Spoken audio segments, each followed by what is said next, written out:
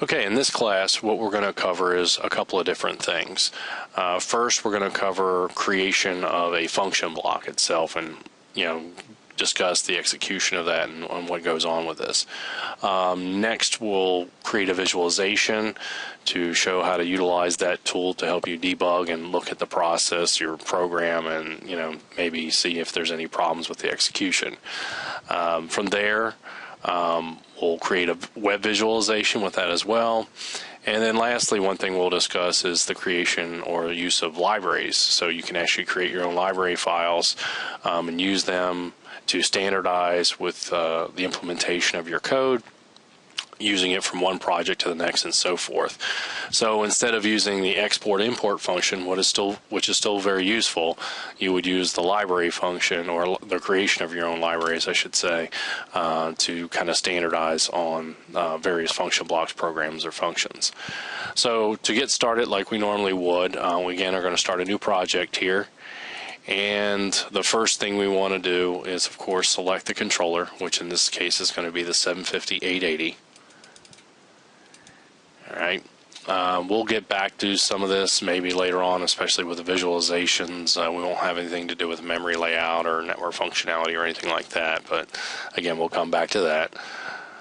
Just click on OK. And now we're going to create the actual project.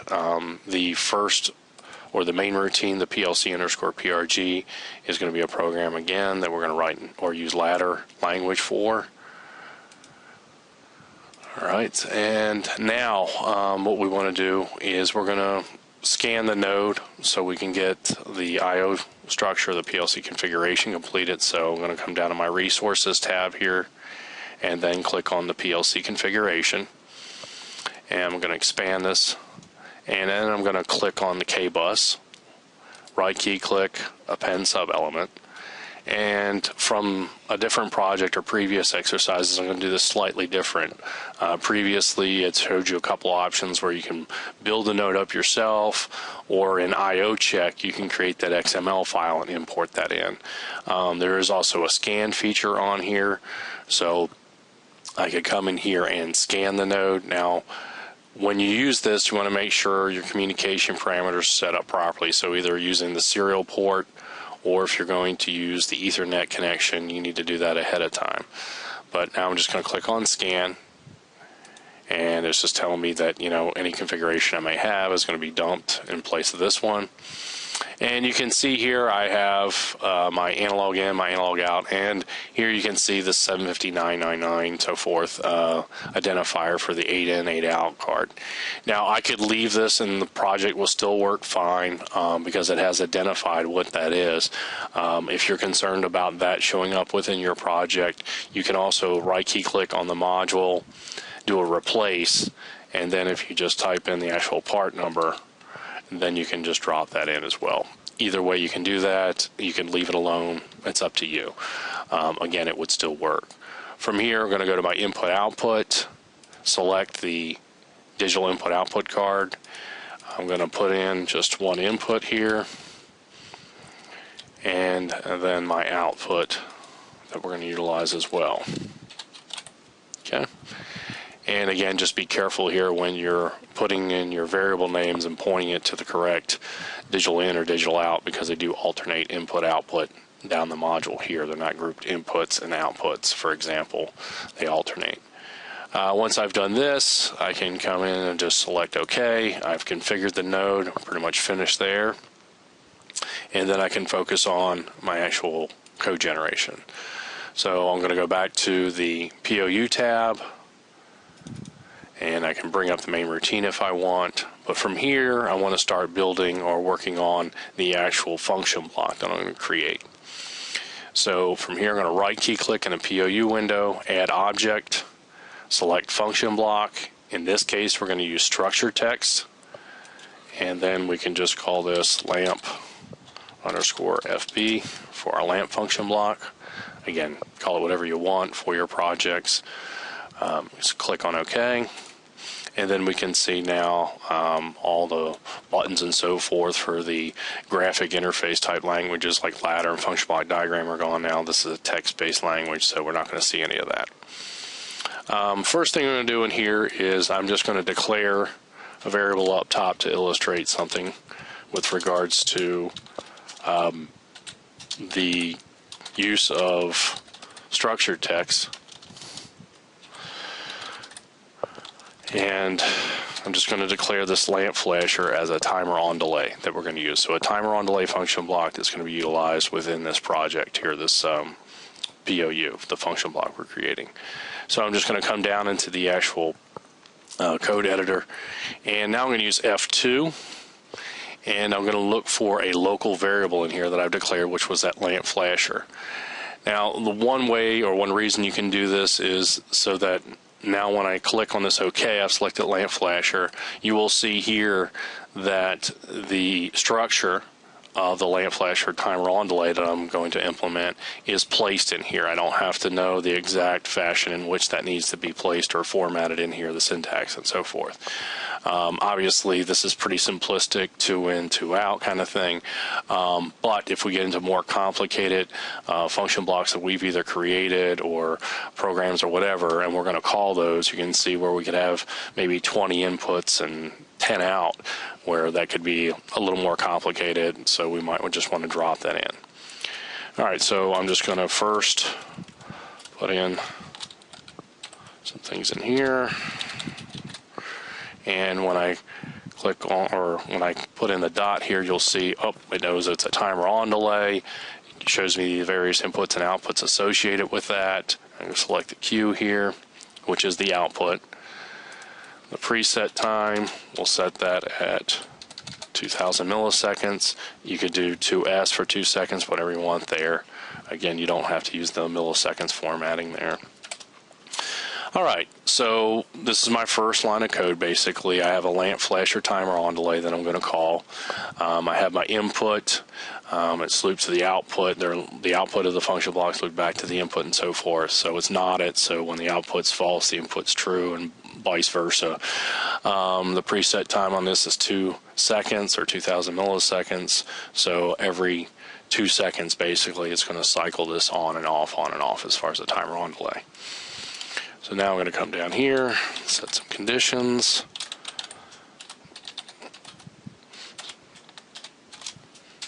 Lamp status is going to be an input into the function block we're creating. It is also going to be an integer value.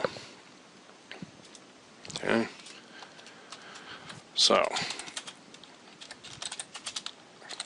another line in here. Lamp is going to be a Boolean. It is also going to be the output for this function block. So I'm just setting the conditions here for this. So if it's 0, then lamp will be false. If it's 1, lamp will be set to true. And lastly, we're going to follow that lamp flasher. Again, you can see where we have the, when I place the dot in there, it's going to know the association with the function block we've already created, the timer on delay, or called, I should say.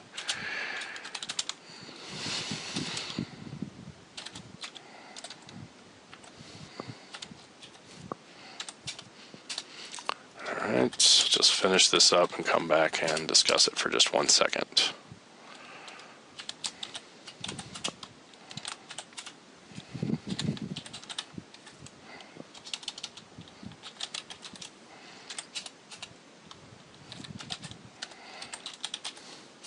All right, so we have 3, if you will, valid entries into this function block. 0 will set lamp to false, 1 will set lamp to true, and then if it's 2, it's going to follow the elapsed time on here. So it's basically going to be a 1 second rate in which that output's going to turn on and off.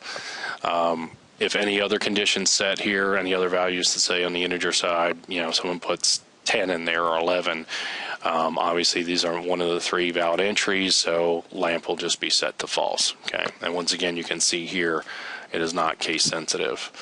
So this is pretty much finished. The one other thing I will illustrate for you is comments within a structured text format. Maybe a bit different than what you may be used to. Instead of using the slashes, we actually use a different format. I'm just going to put something in here real quick just so you can see that being illustrated. So I'm going to put an open parentheses, asterisk, and now you can see the content or the syntax itself is actually changed to a green color. This is to indicate there's some open comment here. I'm going to just type in a comment, if you will, then asterisk, close parentheses, and you can see now you can put in your comment lines. You can put them before, after, wherever you want. You can put them in the editor here, or you could also put them up here in the actual declaration field or declaration editor. All right, so now the function block is pretty much created. We're going to go into our main routine now. And first thing I'm going to do is just drop a contact in here. I'm going to select the question marks, F2. I'm going to look for my global variables. I'm going to use that input 1 that I declared earlier. And now I'm going to use a box with an enable to drop that in. Okay, and by default, as you've seen in other projects here, the and function is called or dropped in by default, and we're just going to change that. I'm going to highlight the and, select F2, and now I'm going to look for a user-defined, that would be me, function block, and you can see my lamp_FP is there. Okay, and if there was some problems with this or anything, you know, it not being correct or whatever the case may be, it would not be listed. So now you can see the declarations I made, lamp status and lamp here, because it is a function block and we can reuse this code over and over again in this routine or project we're creating. I do have to declare an instance of it. You can see lamp_1, again, call it whatever you please there. This is going to be an input into our function block we've created. Again, lamp status was an integer. This is also going to be an integer. And then our resulting output. Again, I'm going to use F2. Select my lamp from either of the global variables. You could use system variables again to pull up my lamp as well. All right, so now this part of the project we've completed, if you will. We just want to make sure there's no problems. We'll do a build. We can see there's no errors, no warnings. Of course, that's what we want to see. And we could simply just toggle this input, write a value into status from here, and that would be fine, and we could test the program. But what I want to do next is use the visualization tool in CODESYS to help me debug the program and see if there's any problems or anything like that. So from here, I'm going to go to the Visualizations tab. I'm going to right-key click in the Visualizations window here and add object. Now from this standpoint, you can call the visualization whatever you'd like. You can call it XYZ, ABC, lamp check, pilot light, whatever. And that would work fine. The only thing I need to keep in mind is that the home page that I'm going to use eventually down the road, if I decide to use it as a web page, I must have a home page that's called something very specific. And in this case, PLC_Visu, V-I-S-U. Now, just like your PLC_PRG is your main routine for the execution of the code, PLC_Visu is your quote-unquote main routine or home page for the web pages if you choose to use it as such. Again, you could call it this and never use it as a web page if you'd like. Now, obviously, I could have my main page or home page here and then have maybe 10 different visualizations I've created underneath of this that I could call with buttons on the actual main page and then have a home page callback as well. So now I'm just going to select a rectangle on here and just drop it in. This is just going to be a simple nameplate just so you can see how this looks. I'm just going to call it Pilot Light 1. Center that or put on the top on the vertical plane and select a font here. Again, whatever you want there. I will put a color inside just to make it easier to see instead of it just being white. And that's pretty much it for this. Again, it's just going to be like a nameplate you'd have on the side of a panel. So from here, I'm going to select now the ellipse here to use it as an indicator light. going to drop that in. It's a click and drag, by the way, if you didn't notice that, for the objects when you want to insert them. I could put text in here and various other things, but really it's just going to be indicator light for me, so I'm just going to go straight to the colors.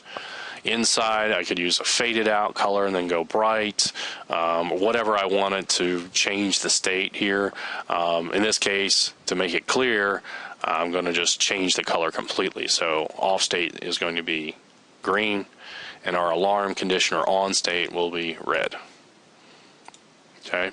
Now that I've told it the colors that I want to utilize for this, now I want to make sure that I tell it what is exactly going to turn this on and off. So from the colors category, I'm going to go down to variables. You're going to see this change color field here, F2, and I'm going to tie that to the my lamp output on the function block, for example, also obviously to the hardware address. Okay, and you're going to see this says dot my lamp. Hopefully you can see that clearly on the screen. It's not just my lamp. And F2 is usually great for this because if I type something incorrectly here, then I will just get a warning because the visualizations are not critical to the execution of the code. So you will just get a warning in this case. I'm going to show you a different format in just a moment, but just keep in mind the dot my lamp is indicating this is a global variable that can be seen throughout various POUs. So I'm going to click OK now, and now I want to put a content field in. The content field now, double click on that, and we'll put in status %s. You can use %i, %d because it's an integer as well. You can also create floats and things like that, and we'll get into floats and displaying that information in another class. But right now we're just going to use %s that indicates a string. If you wanted to get additional information, you can just click on this question mark box, and it will show you different things about how to format different pieces of information, whether it's an integer, decimal, string, float, or real value, for example. All right, so from here we're going to go into colors. I'm going to just select a color again just to make it easier to read. And then variables. The first thing we want to do, we've created this content field. We want to display information. So what information do we want to display? We're going to look at the status integer in our main routine.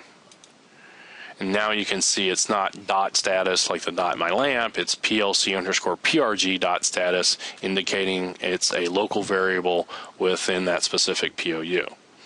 Now, not only do we want to read this information and display it, but we also want to write to it. So here we're going to go to input, text input, a variable text display, the value we put in there, the variable name. And you can see we can do various things here, text, numpad, keypad, increment, things like that. You can select numpad here, for instance. We can also set a minimum and maximum. So this could be useful for, a user interface where we say, okay, if they put something other than the accepted values, in this case 0, 1, or 2, what I'm going to do is I'm not going to allow it. So if they try to put a value in, and I set that min and max, and they try to enter 10, for example, like I mentioned earlier, it won't even accept the value. It has to be 0, 1, or 2 in that range. Okay. So once I've established that, I'm going to click on OK, do a project, rebuild, 0 warnings, 0 errors, again, what I want to see here. So now I'm ready to load the program. So I'm going to go online, communication parameters, to verify I'm logging into the right device using the right communication channel that I've created. In this case, you can see it's 10502, which is the IP address for the device. This is the name, and then this is the setup here. Okay. Again, I've shown you in different exercises how to do this. You can also use the serial port. So if I had a USB cable from WAGO, I could load the program via the serial port on the front of the device as opposed to Ethernet. Don't have to use the Ethernet. But in this case, I'm just going to use the IP address for over Ethernet for communication with the 750-880. Select OK. And now I'm going to go online, log in. I know immediately I can communicate with the device. I can see here there's telling me there's no program on the controller. If it couldn't communicate with it, it wouldn't know that. So yes, I want to load the program. Now I'm online and I'm looking at this, but the program's not running yet. I want to see that running down here on the lower right hand side, so I can use the F5 key. Now the program's running, and I can start putting my values in, for example.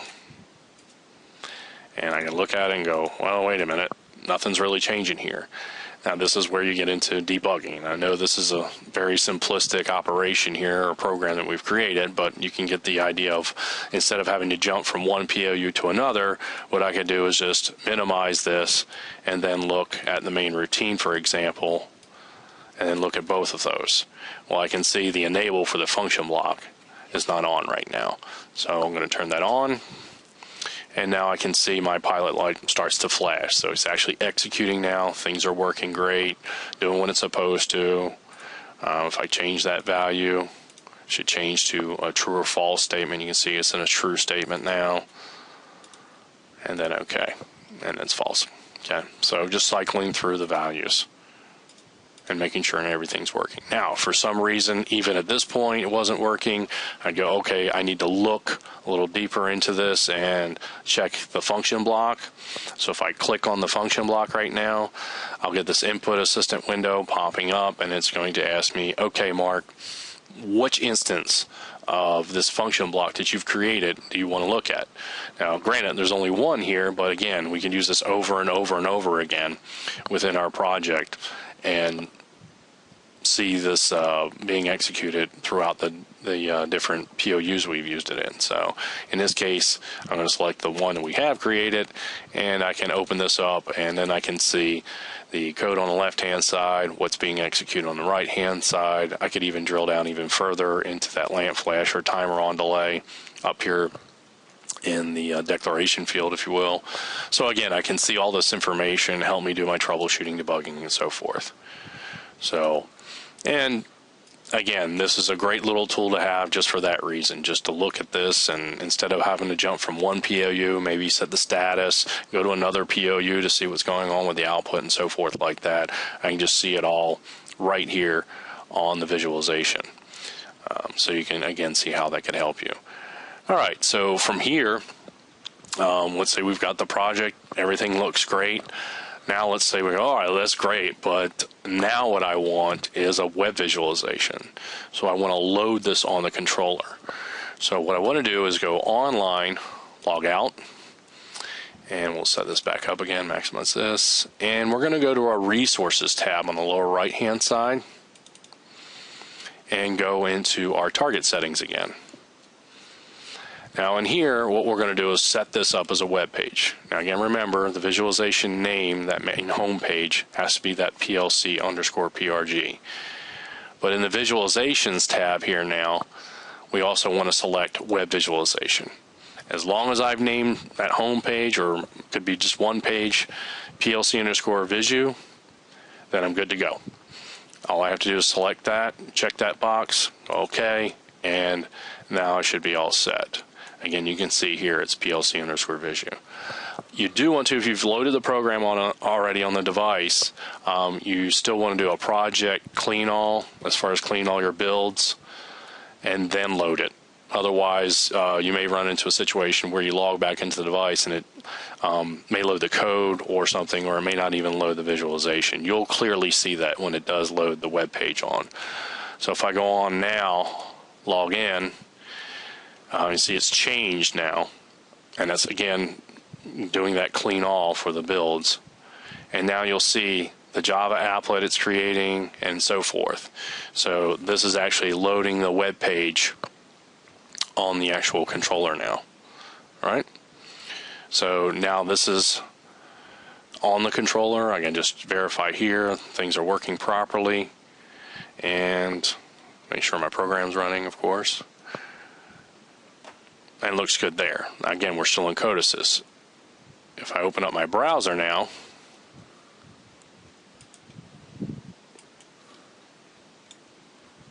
and bring it into here, what I'm going to do is just go to the WAGO device, and I'm going to go to the web visualization down here on the home page. So I've gone directly to the controller. I have my Internet Explorer open now, and what I'm going to look for is that web visualization. So on the home page here, and just click on web visualization, and what you'll see is the Java runtime start.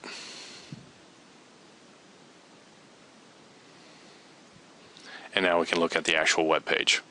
So now I can see this executing on the web page. No special tools required here to view this information, just using a browser. I could use Firefox, I could use Internet Explorer, whatever the case may be. Again, I can come in here, you can see, change the value, and so forth. Okay. Now there are limitations, and I do get into more in depth when we talk about creating SSIs and web visualizations, a more in-depth discussion on that. I will tell you now that, for example, you can read anything, memory location, hardware address, and so forth on the controllers. But as far as a write's concerned, you cannot write directly to a hardware address, regardless, digital, analog, whatever the case may be. In this case, I'm not writing directly to a hardware address. I'm changing this value on the status, but that's impacting the output and the resulting output on the hardware side. But I can't write directly to that output from here. Okay, just to give you a 40,000 foot view real quick on the web visualization. So again, this is working great, looks good, and our web page is working. So now, after all of this, and I've created this, I may run into a situation where I want a library. Okay, so as mentioned, we're going to look at creating our own library file for use within other projects and so forth as reusable code. So it's pretty straightforward here. When we look at the project, what we can do now is obviously save our project and do different things with that, but now we're going to do a file and do a save as. And we're going to select here internal library. Now you can see there's other things that you can do, external libraries, encrypted and so forth for protection, different versions of libraries depending upon previous versions of CODESYS and so forth. But again, just wanted to show you the different things that you can do from this list, but for right now we're just focused on the internal library. So I'm going to select internal library, and we'll just call this lamp lib 1 and do a save. Now when we use this library, if we want to bring it in, for example, what I could do now is come into here, the library manager, add library, and I can locate that library file that I just created. And I believe it put it under here under projects. There it is. Now when I come into here, here's the lamp function block. Here's also the visualization. So I can have multiple POUs I've created, obviously, within this project that I've pulled in as a library file. I can use the visualizations I created, which is obviously beneficial in creating, whether it's debugging or for web pages. What you do is when you save that as a library file now, it's going to take all the POUs that I originally created over here and put them into that library and declarations and so forth in the visualization. What's excluded from that library file, of course, is the PLC_PRG. That will not be a part of the library file. Obviously, if you wanted that to be a part of it, not a problem. Just name it something else, like main or main routine or whatever the case may be. It just excludes that from the actual library file.